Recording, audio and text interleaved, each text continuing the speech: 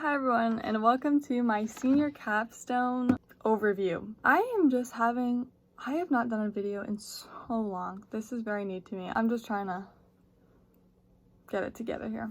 Anyway, so my senior capstone project. So the topic I chose was methods to improve executive functioning skills for college and other life paths after high school. So my essential question is, what are executive functioning skills and how will finding methods to improve them create a more productive lifestyle? So what are executive functioning skills? Well, there's three main areas, which include working memory. So being able to retain information and use it.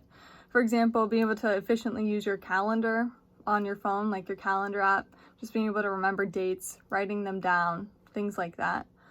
The next thing is cognitive flexibility, which is the ability to look at things in more than one way. So when you're faced with a problem, you can find different solutions. Like if you're doing a project and you think, what would be best if I did this or if I did this? Like different, like a pie chart or a graph or something like that. So that's an example. Or even socially, if your friend comes to you with a problem, and you have to think, well, if I was from their perspective, how would I want to react to the situation?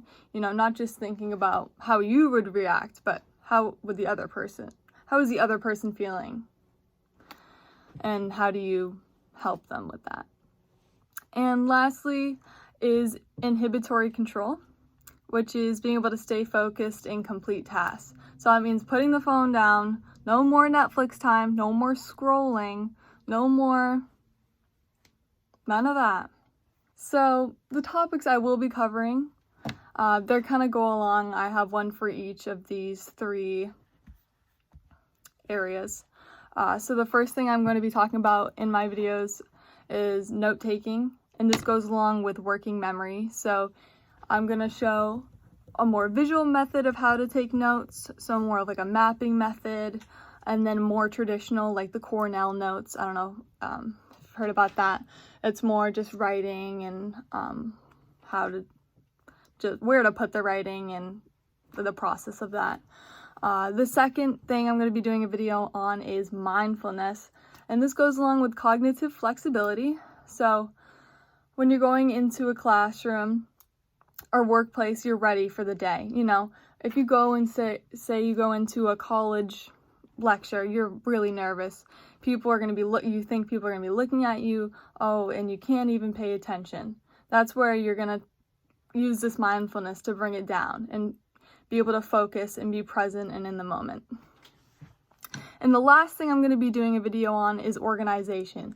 Oh geez, this is one I struggle with so bad. This project has helped me learn so much. I can't wait to share it with you guys, but this goes with inhibitory control, so how to make things run smoother when trying to complete tasks. Because, I mean, for me personally, being able to have a clean desk, organized pens, pencils, makes everything run so much smoother and helps me get things done so much faster and efficiently. So a big reason that I decided to choose this topic is because a majority of people experience a lack of executive functioning skills one way or another, whether it be organizing or be able to stay focused. I mean, nowadays, the whole thing with the COVID lockdown, I mean, we were all on our phones, scrolling endlessly. It was so hard to be able to do schoolwork for me at least, and I know a lot of classmates, it was so tiring. And so it's really important these days to be able to learn about these skills and learn how we can improve them. Also, a lot of people think that when you're older, you're supposed to have these skills down. Like, these are skills you're supposed to have, whatever. And I know so many adults that still have these. Everyone has these, it's no big deal. It's nothing to be ashamed of. It's just something you have to work through. And we all make mistakes. That's the biggest thing. But make mistakes and learn from them.